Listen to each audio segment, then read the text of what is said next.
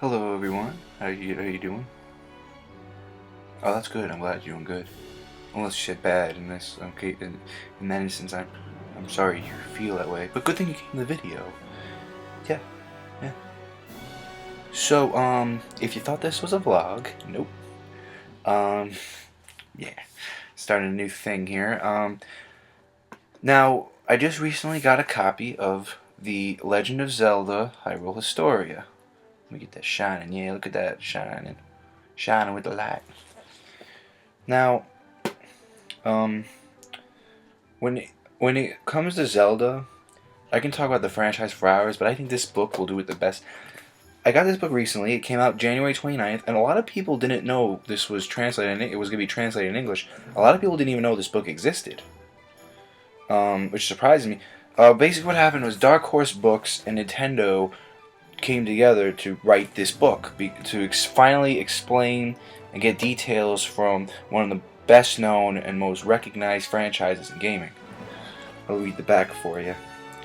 The Legend of Zelda franchise has set the industry standards for riveting gameplay and immersive storylines, which each game, players have discovered a story of destinies intertwined and heroes emerging from humble beginnings to overcome the most impossible of odds. That's true. Now, Dark Horse Books and Nintendo invite you to take an in-depth look at the creation of one of the most beloved gaming franchises of all time, containing never-before-seen concept art, character designs, the official chronology, I'm going to do that a lot, of the games, the history of Hyrule, and much more. The Legend of Zelda: Hyrule Historia brings an unprecedented look into the making of the Legend of the Zelda series. And if you guys have been watching my channel, it's no secret I am a huge Nintendo fan. I'm a huge Zelda fan. I just did a Bickering Gamers segment, which is a collab thing, a collaborative thing I do with my friends who also have YouTube channels. And we had that was a great discussion. I do love this series. I always have.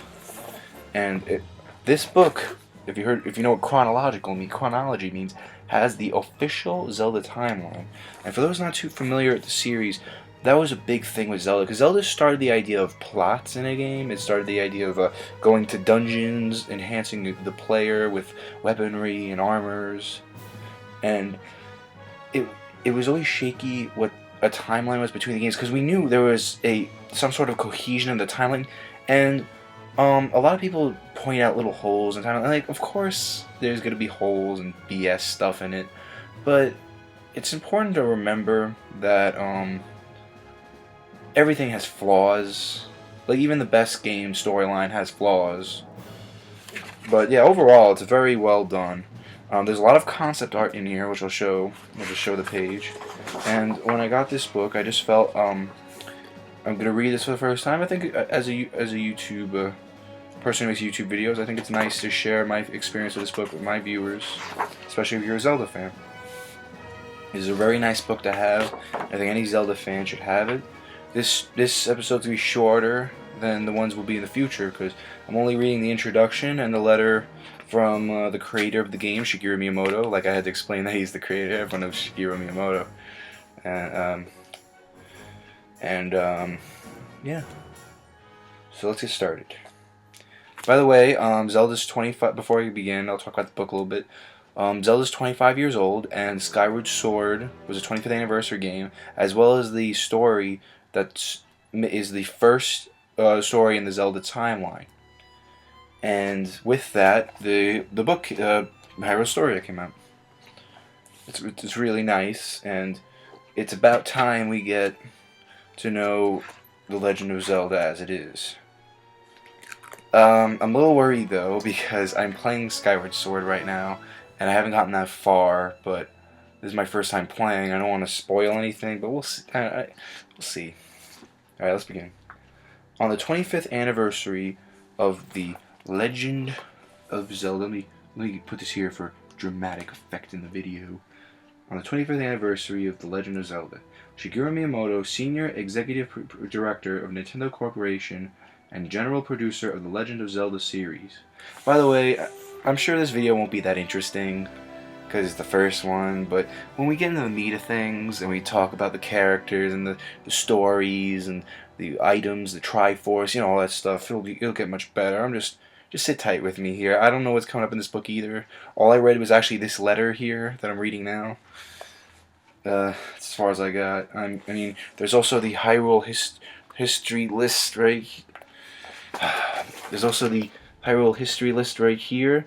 And I know it's a little blurry, but basically it shows the chronological order of the game's release dates, none of the timeline, but the release dates, starting from 1986 to 2011. Yeah, don't worry. There's things are going around about the HD Zelda game everyone's been crying for, including myself. HD Wind Waker is very exciting. I like that idea. That's a good game. But I might talk about that later on, a vlog or something. Okay, let's get started. Shigeru Miyamoto, Senior I already read that. Alright. I started working on the first Legend of Zelda project with a small staff in the corner of Nintendo's development office in Kyoto. It was the mid-80s in the Famicom. Editor's note, Famicom is the Japanese name for the Nintendo Entertainment System, or the NES. I understand why they did that so they don't confuse the reader, but I can't let this go because I'm such a nerd. The Famicom was different than the NES, and there's another editor's note coming up that'll explain that a little bit. The NES, the Famicom console had been out for about 2 years. At that time, I was working on the Super Mario Bros. Compilation for the Famicom, but the disc system. This is where it was the main reason why it was different. Editor's note: the disc system was peripheral for the Famicom that was not released in the United States. Basically, it was like a floppy disk. If anyone remembers what those things are, they store memory. So they decided to put discs in there, and you put it in an attachment on the Famicom and play it there. And that never came to America. I guess I don't know why. Really, that seemed pretty cool. Because what you were able to do was you can, like, if you didn't feel like you played the game anymore, you can erase it, and you can and you get it cheaper at the game store because you can just download the game onto download. I don't even know if they called it that, but you can just put the game on that floppy disk and throw it back. It was nice. At least from what I heard. I mean, I never lived in Japan.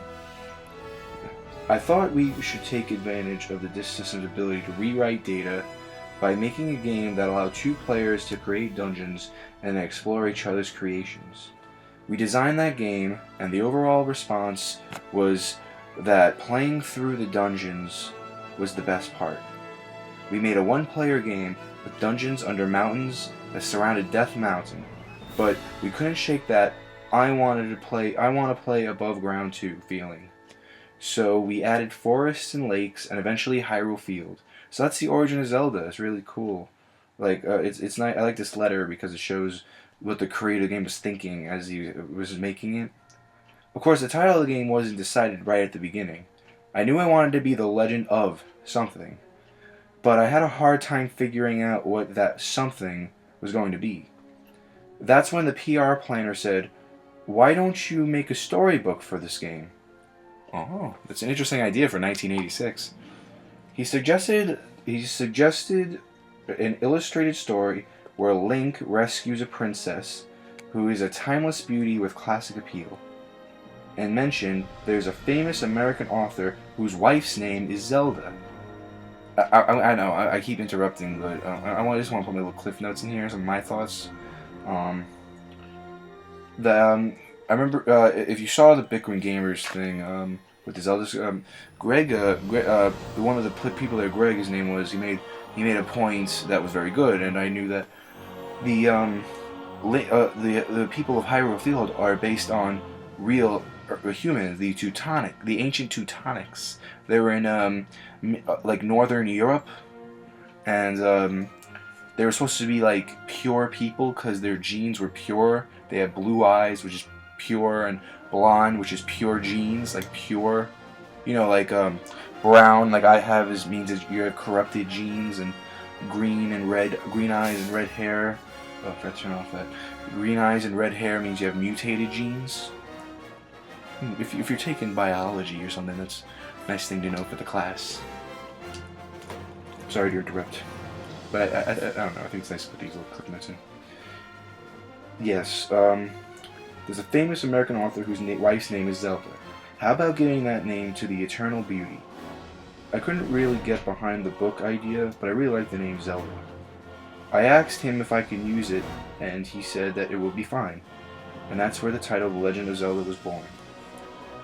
We named the protagonist Link because he connects people together. He was supposed to spread the scattered energy through the world of the ages. The old female storyteller needed information to Zelda is named Impa.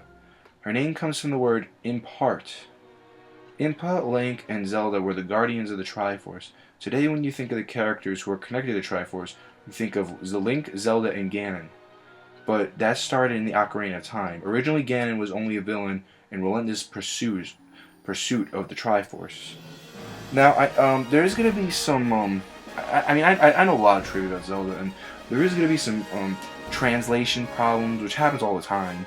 But I just want to point out that when they say he was supposed to spread the Link, they named Link because he was supposed to spread the scattered energy of the world through the ages.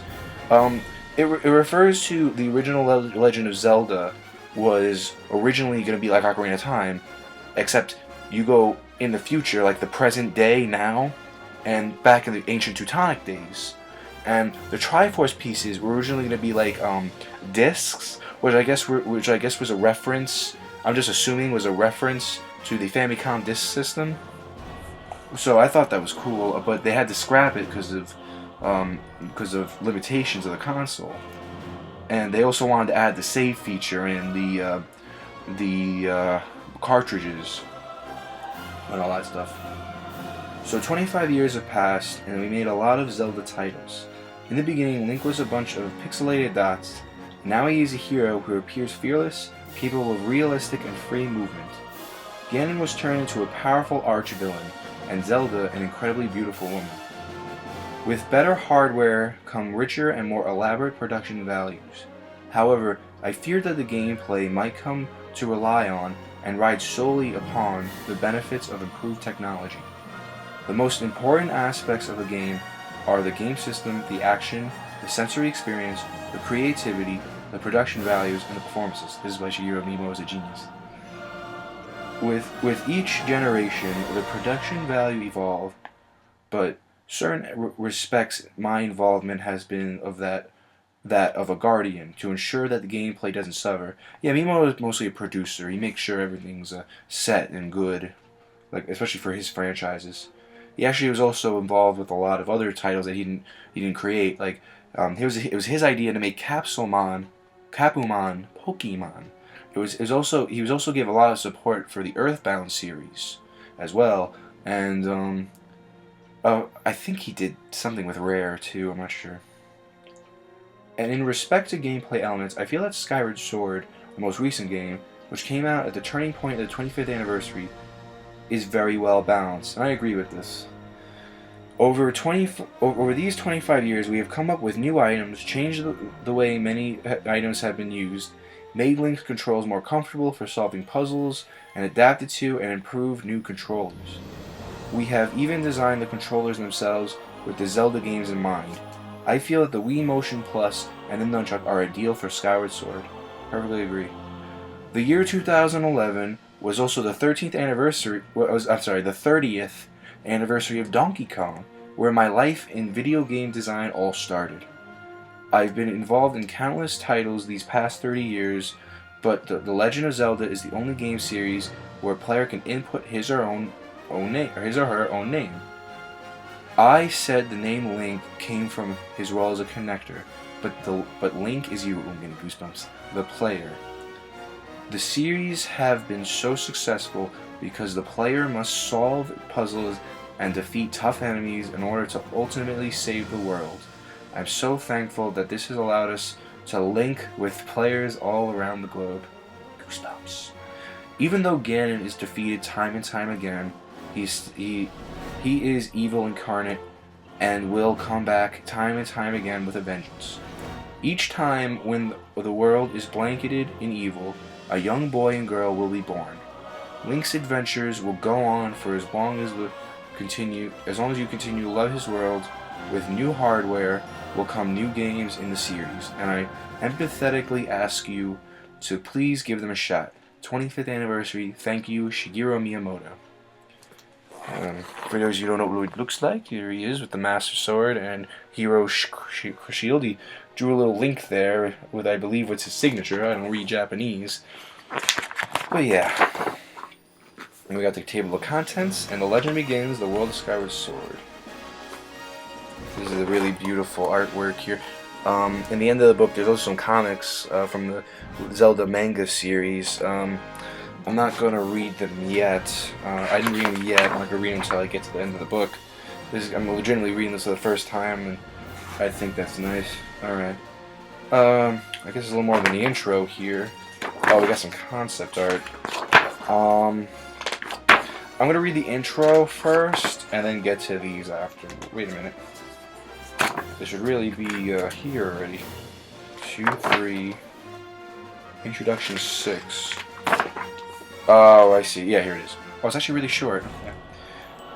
Introduction. Were a person to pick a phrase to describe Skyward Sword, the most appropriate would be brimming with all things Zelda. It includes the creative, immersive world, diverse characters, elaborate puzzles, and strong connection to the series that has brought you so much pleasure.